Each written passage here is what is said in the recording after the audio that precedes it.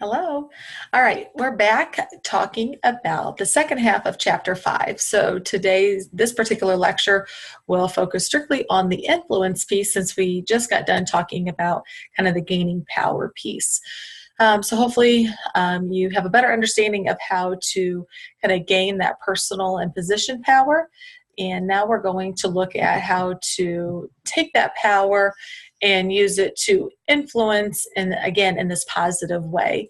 And then we'll wrap up the lecture by looking at how to neutralize those influence attempts when someone's trying to influence you, and maybe it's not in a positive way, or maybe it's just something that you don't agree with. And so we'll talk about just kind of briefly how to maybe kind of neutralize those attempts as well. So transforming power into influence.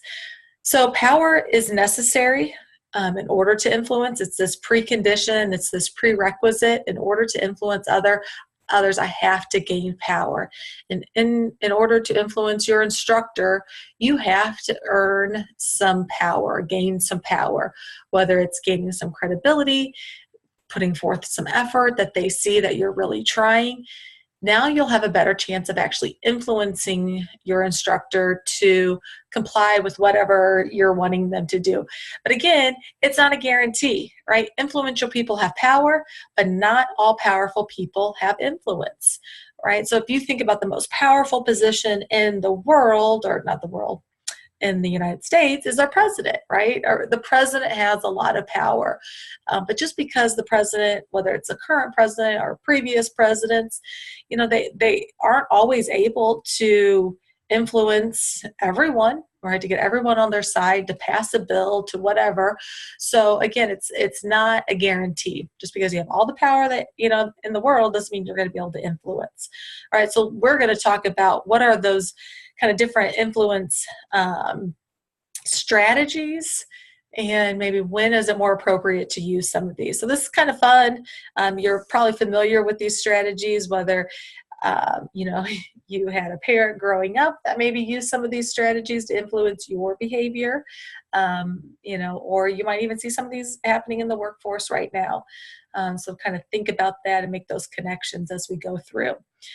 So there's kind of three areas that we're going to look at: this idea of retribution, reciprocity, and reason. So if you look, retribution has, each of them kind of have this direct and indirect approach. So the specific technique you can see is there in parentheses. So when we talk about retribution, it's looking at forcing other people to do what you want them to do. Right, and so I could use kind of this threat, or this idea of coercion to get people to comply. Right, so you'll do this or else type of comment.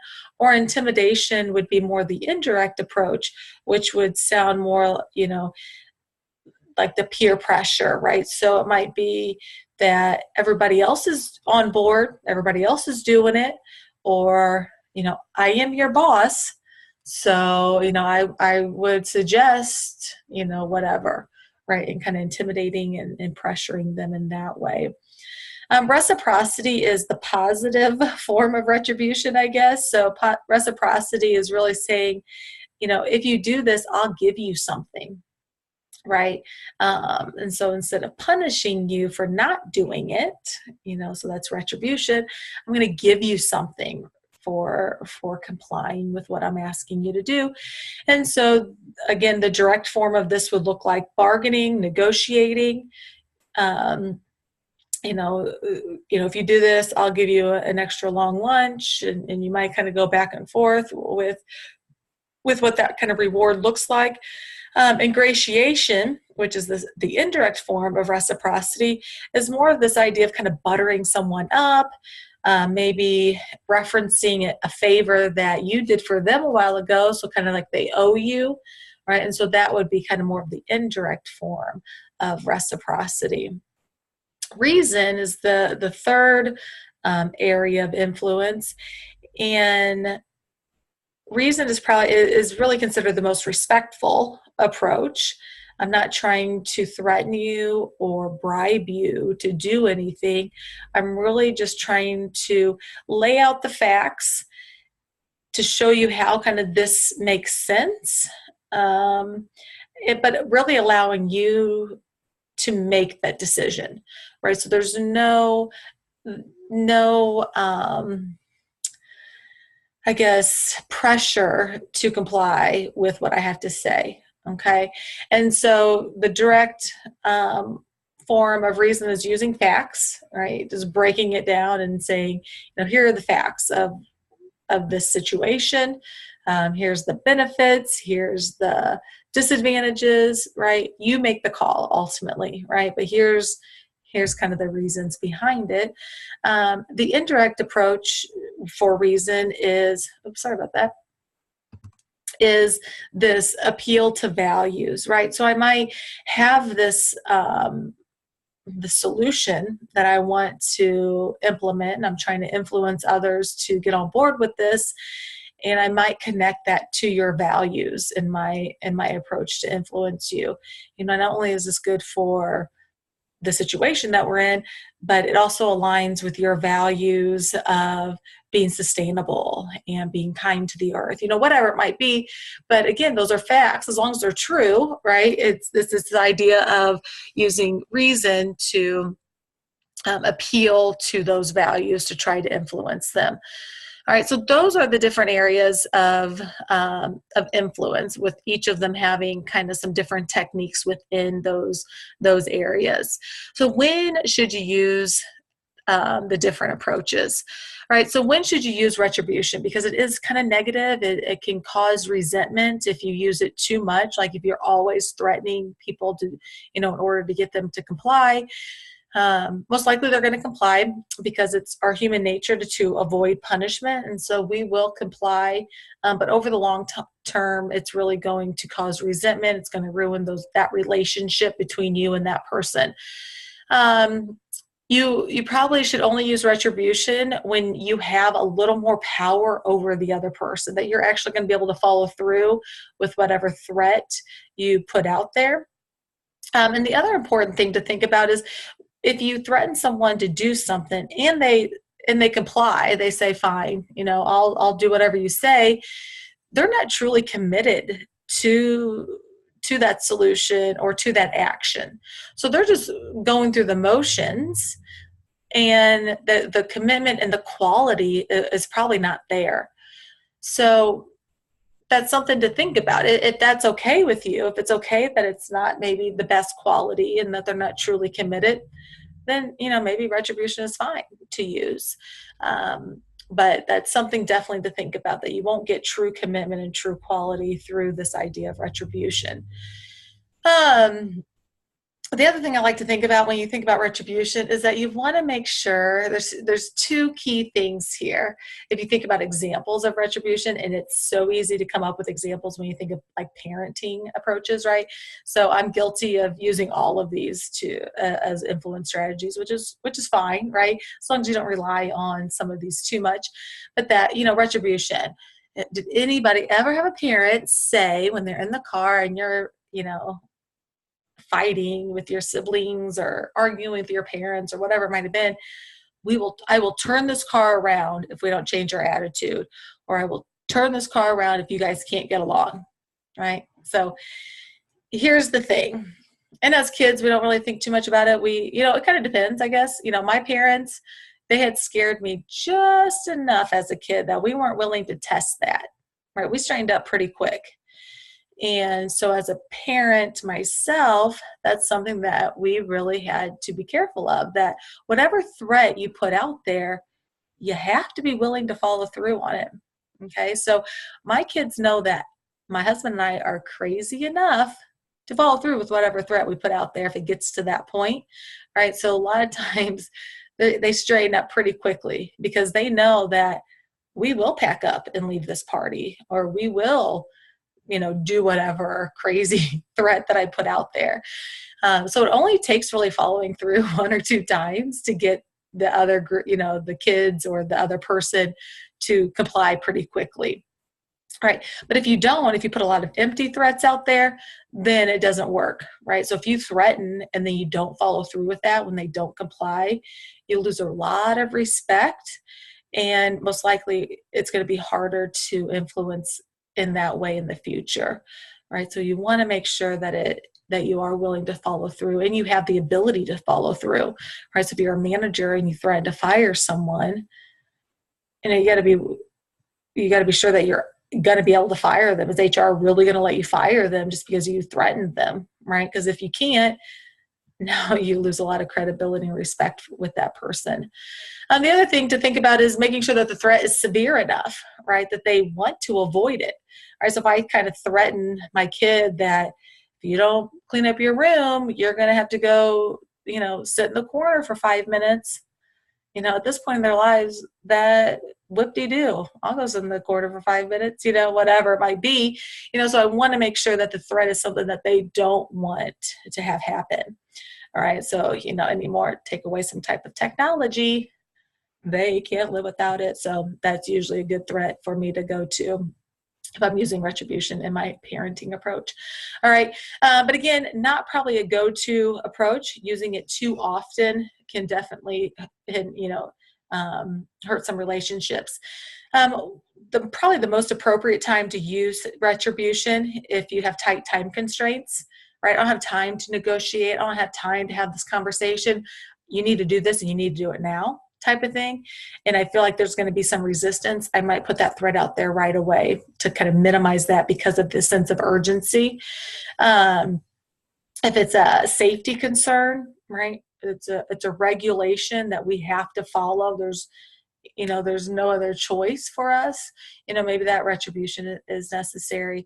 Or I've tried the other approaches, right? I've tried using reason. I've tried using reciprocity to get this particular employee to do his work or whatever it might be.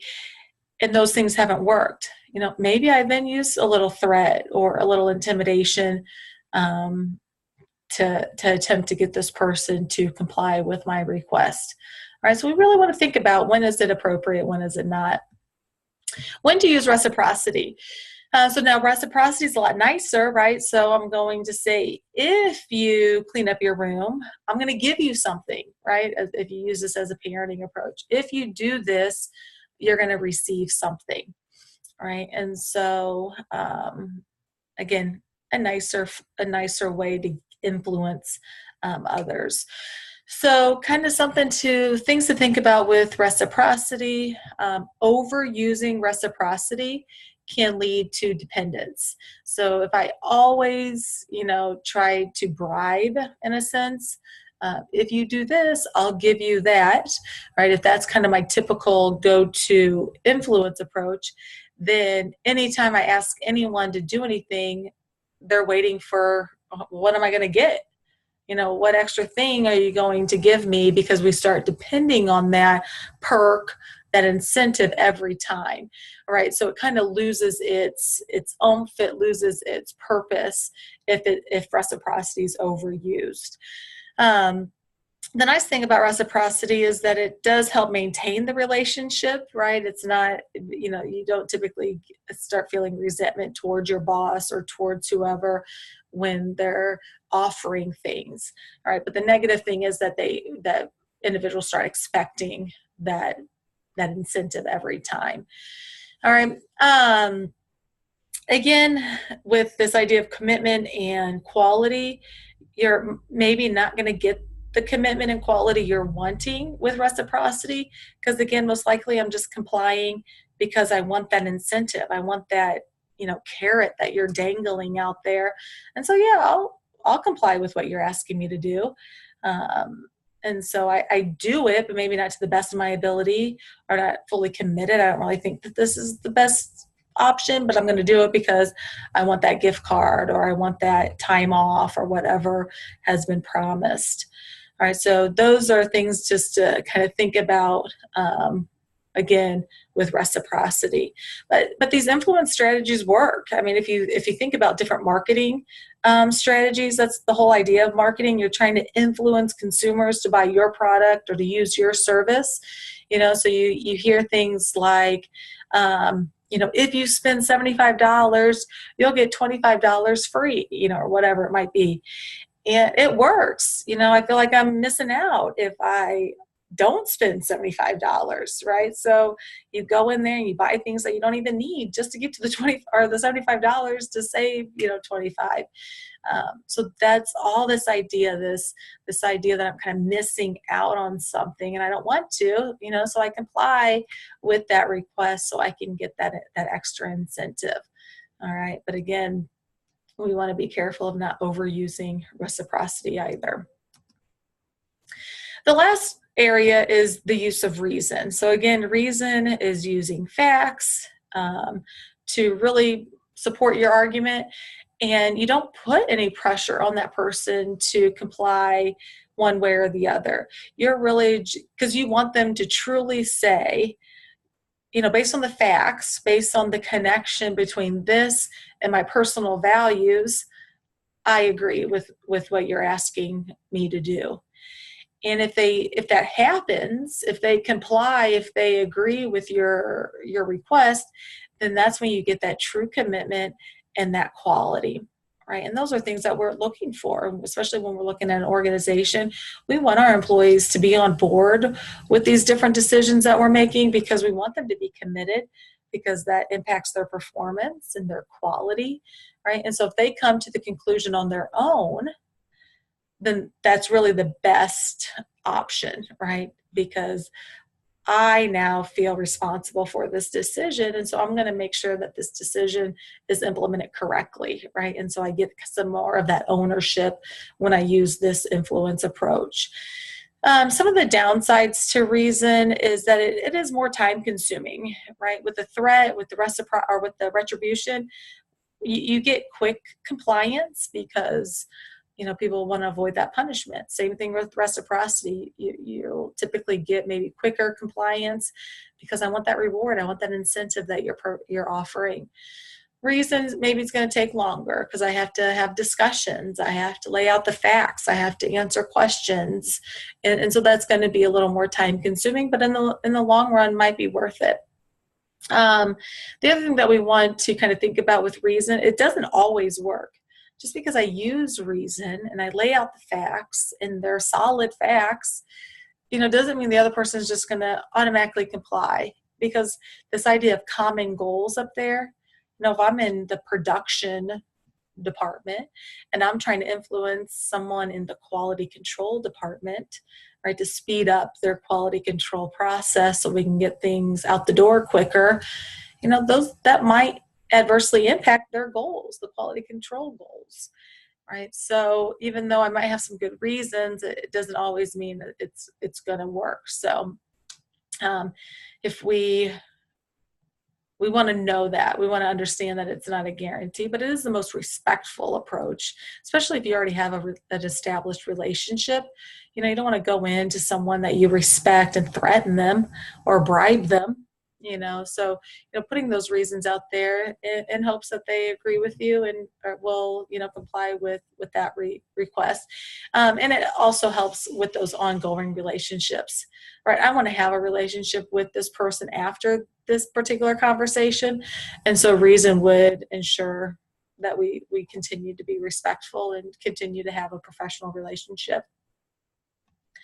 The last thing that we want to talk about before we get into neutralizing, sorry, my foot just fell asleep. Before we start looking at neutralizing the influence strategies, if we're reversing it, people are trying to influence you, not you influencing others. I want to first talk about exercising upward influence and this idea of convincing your boss that a particular issue is so important it requires his or her attention, right? And so upward influence is just saying, what if you have to influence someone above you, someone that has more power than you have? What is the best approach? And again, actually, all of them are approaches that you could go with, right? So, what would retribution look like? Either you take my idea seriously or I'm going to quit. I'm going to walk out that door. Right? That's an idea. That's an example of retribution, using kind of that threat to influence. Very risky approach, but if you're seen as an expert, if you have some other sources of power, then it might work. They might not want to risk losing you because you are a valuable member of the organization. And so that might be enough to get their attention. But if not, then you have to be willing to follow through and walk out the door. So I'd be cautious of using that particular approach when you're trying to influence your boss. And so ideally, reason is what you would want to use. You would want to do your homework, and you would want to look at, into the issue, into solutions, right? If you go into your boss with a problem and you don't have any solution for it, right, then that doesn't do any good, right? Identify the problem, but be prepared to offer up some solutions, some things that you've looked into, some costs, some timelines, right? Be prepared when you go in to try to influence your boss on whatever issue it might be. Well, maybe it's a pay raise. Maybe you're trying to influence them to give you a pay raise. Go in with the facts. How much is everybody else making in the area? What are you bringing to the table that deserves more money, right? So those are things that you'd want to think about, kind of having those facts and that preparedness about your argument. All right, the last 3 slides are looking at how to neutralize influence strategies. So again, if someone's trying to threaten you or intimidate you to do something, what can you do about it? So the idea with this first kind of, each slide is set up this way. There's 3 bullet points, and ideally you would attempt to use the first bullet point first. And if the person still wasn't getting the hint or wasn't backing off, then you would move to the second bullet point and then to the third. So each of the following slides are set up in that way. But the first bullet point here for retribution it says use countervailing power to shift dependence to interdependence. So the idea is trying to shift that, you're threatening me, but we need each other, right? We should be depending on one another, not just, a one-way type of relationship. And so trying to kind of identify that we both need to be on board with, this idea. So you can ask some questions to help shift that balance a little bit, or shift that dependence to more of a 2-way conversation and not just someone telling you what to do and threatening you. Well, why is it important? Why do we have to do this? Why do we have to do it right now? So now they're going to start using some reason, whether they know it or not. Ideally, they're going to start giving you the facts and the information, and then you might agree with them. You might say, yeah, I'll do that.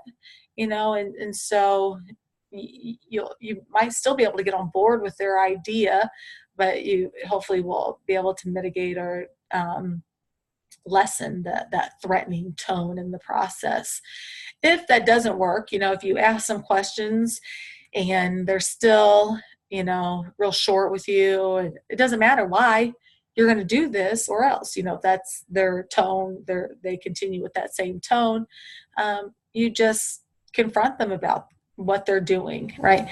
I don't appreciate being threatened, and this feels threatening. This feels like you're trying to intimidate me, and I don't appreciate it. So if we can maybe talk in a more respectful manner, I would love to discuss these ideas a little more. But, confronting them about that tone and that approach would be kind of your second option there. And then if that doesn't work, you just actively resist and say, I'm sorry, I cannot comply based on the threat that based on the threat or based on what you're asking me to do. It's not right. And you just continue to actively resist at that point. But ideally, if you ask some good questions, get the conversation moving back and forth, that hopefully gets them away from that negative tone and then more into a conversation. And that's really what we're trying to get to here. With reciprocity, if you see someone's trying to bribe you and you don't appreciate that, the first thing that you want to do is examine the intent of that bribe, of that gift. Okay, and so what that really means is look into it.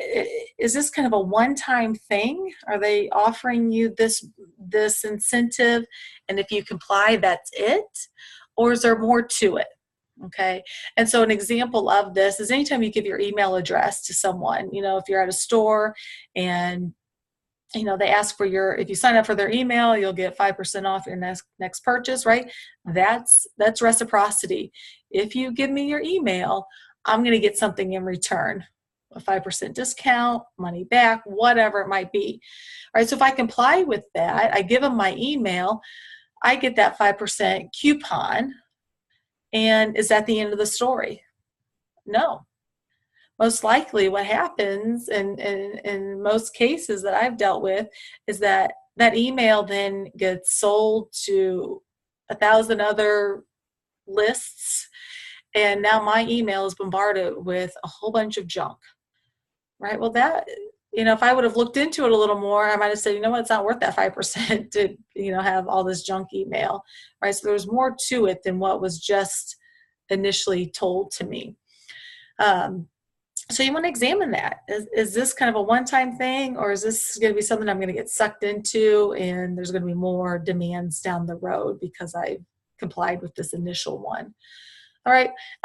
So if you examine that and you're okay with whatever it is, then you can comply. If not, you kind of recognize, identify what you examined and said, no, I'm not going to give you my email because I understand that gets sold and I don't want my email to be, bombarded, so you'd explain that to them. If that doesn't work, if they, deny that, or if they keep, increasing the incentives or whatever it might be, you can, again, confront them on the tactic, recognize, what they're trying to do.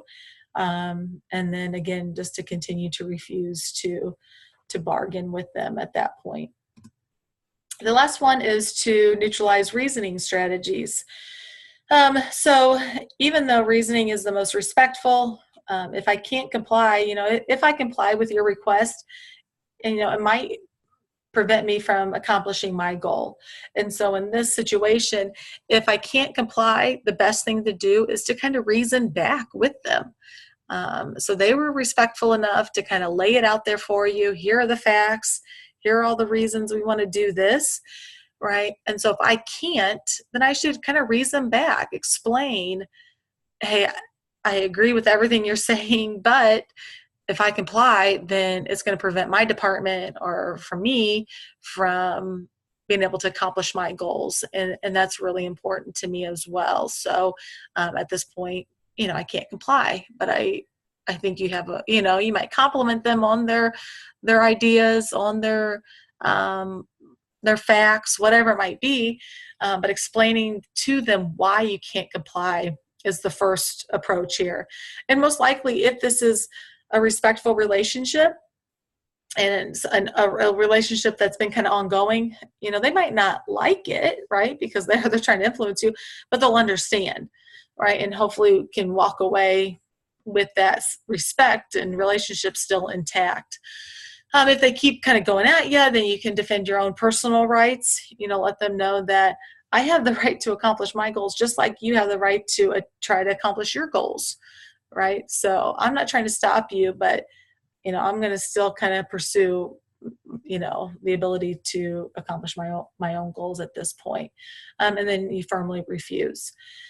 All right, so not only can you use these strategies on people to help to influence, but hopefully now you have a better idea of when people are using these strategies on you, and you can maybe respond more appropriately and not just comply because that's what you think you have to do, right? But recognizing the strategy that they're using, and then trying to take these steps to help them not use these, right? To be okay when you don't comply with what they're asking you to do.